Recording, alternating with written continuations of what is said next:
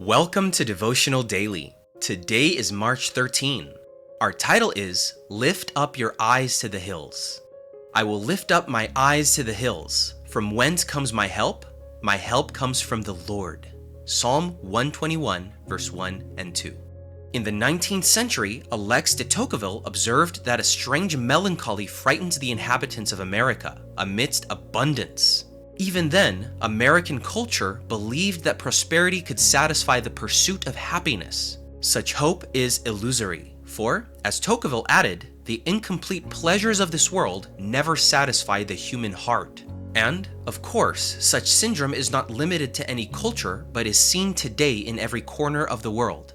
Easily, men and women place total trust and hope in things that can deliver very little, resulting in great disappointments, pain, frustration, and despair.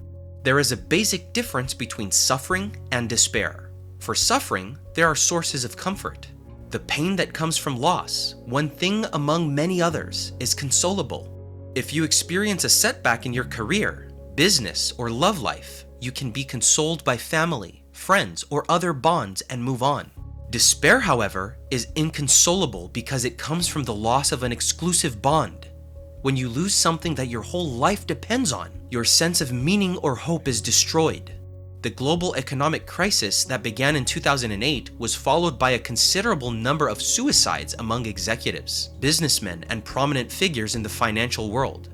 All of them were enveloped by despair. Money was their ultimate good, and they could not survive such a loss. But remember one thing: when all else fails, God is the only bond capable of withstanding and sustaining us through any crisis. For David, mountains and human fortresses are unreliable and uncertain. Real help comes only from the Lord.